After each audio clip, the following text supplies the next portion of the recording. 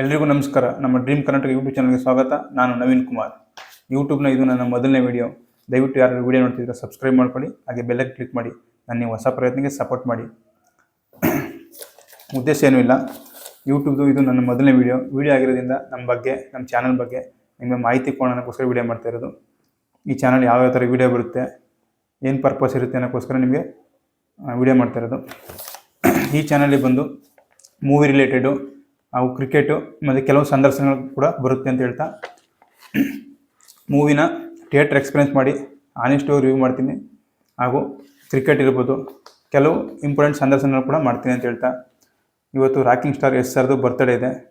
ಹುಟ್ಟುಹಬ್ಬದ ಶುಭಾಶಯಗಳು sir. Rocking sir, ನಿಮ್ಮಿಂದ ಚಿತ್ರೋದ್ಯಮಕ್ಕೆ ಒಳ್ಳೆ ಅದ್ಭುತ ಸಿನಿಮಾಗಳು ಬರಲಿ, ಆದಷ್ಟು ಬೇಗ ನಿಮ್ಮ ಟಾಕ್ಸಿಕ್ ಸಿನಿಮಾ ರಿಲೀಸ್ ಆಗಲಿ ಅಂತ ಹೇಳ್ತಾ, ನಮ್ಮ ಡ್ರೀಮ್ ಕರ್ನಾಟಕ ಯೂಟ್ಯೂಬ್ ಚಾನಲ್ ಕಡೆಯಿಂದ ವಿಶ್ ಮಾಡ್ತಾಯಿದ್ದೀವಿ. ಮತ್ತೊಮ್ಮೆ ಹುಟ್ಟುಹಬ್ಬದ ಶುಭಾಶಯಗಳು ಸರ್.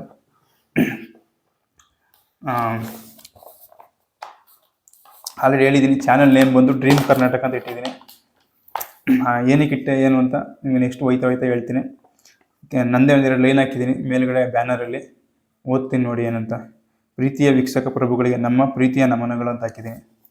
ಡ್ರೀಮ್ ಕರ್ನಾಟಕ ಅಂತ ಕೆಳಗಡೆ ಹಾಕಿದ್ದೀನಿ. ಅದ್ರ ಕೆಳಗಡೆ ಬಂದು ಕನ್ನಡ ಯೂಟ್ಯೂಬ್ ವಾಹಿನಿಗೆ ಸ್ವಾಗತ ಅಂತ ಹಾಕಿದ್ದೀನಿ.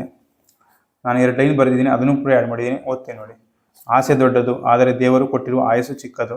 ಚಿಕ್ಕ ಆಯಸ್ಸಿನಲ್ಲಿ ದೊಡ್ಡ ಸಾಧನೆ ಮಾಡಲು ಪ್ರೇರಣೆ ನಿಮ್ಮದು. ಇಂತಿ ನಿಮ್ಮ ನವೀನ್ ಕುಮಾರ್ ಅಂತ ಹಾಕಿದ್ದೀನಿ. ಕೆಳಗಡೆ ಇಂಗ್ಲೀಷಲ್ಲಿ ಬಂದು dream Karnataka YouTube channel subscribe now ಅಂತ ಹಾಕಿದ್ದೀನಿ. ಅದು ಬಂದು ಎಲ್ಲರಿಗೂ ಅರ್ಥ ಆಗಲಿ ಅನ್ನೋಕ್ಕೋಸ್ಕರ ಹಾಕಿರೋದು, ಇನ್ನೇನೂ ಇಲ್ಲ.